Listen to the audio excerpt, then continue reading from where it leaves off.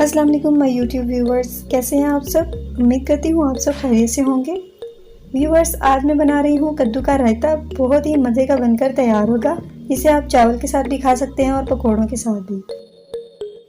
2 अदद कद्दू लिए हैं मैंने, उसे छील लिया है। अब इसे 2 पार्ट्स में तकसीम कर लेंगे और इसे क्रश कर लेंगे। अब इसे किसी भी देगची में ऐड करके 1 गिलास पानी डालेंगे और इसे बॉईल कर लेंगे। मैंने इसे बॉईल कर लिया है। अब इसे चेक कर लेंगे अच्छी तरह से गल जाए।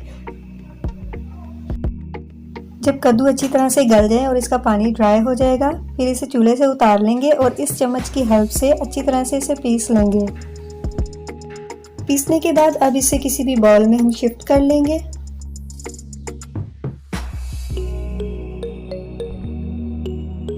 अब इसमें तमाम स्पाइसेस ऐड करेंगे। स्पाइसेस में मैंने यहाँ लिया है पुदीना 1 टीस्पून, 1 टीस्पून धनिया पाउडर, 1 टीस्पून नमक और 1 टीस्पून जीरा।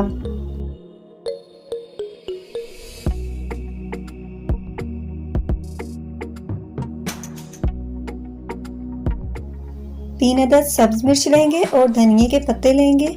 इन दोनों को अच्छी तरह से वॉश कर लेंगे, फिर इसे ब्लेंड कर लेंगे।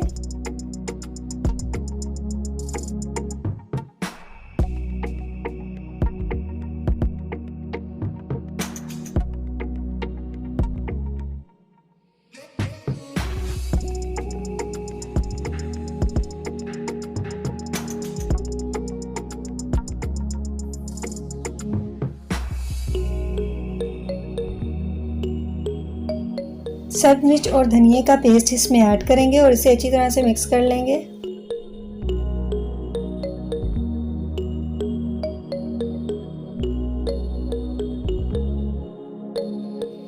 कोई भी बाउल ले लेंगे, जिसमें हमें जितना चाहिए उतना हम बनाएंगे। 2 प्याली इसमें दही ऐड करेंगे। दही को फेंट कर ऐड कीजिएगा।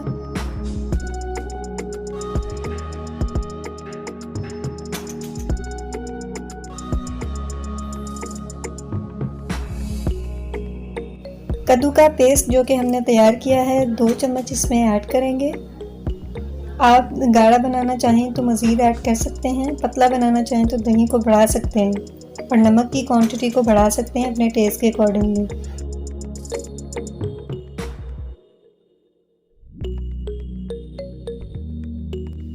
बाकी के बचे हुए पेस्ट को आप किसी बॉक्स में ऐड करके ढाँक कर इसे फ्रिज में रख सकते हैं। जब चाहें इसे बना सकते हैं दही ऐड करके।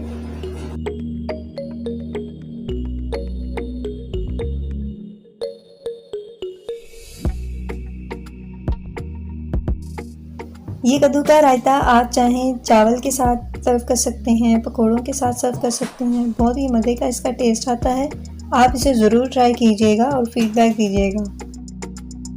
अगर आपको ये रेसिपी पसंद आए तो वीडियो को लाइक कीजिएगा और फ्रेंड्स के साथ वीडियो को शेयर कीजिएगा।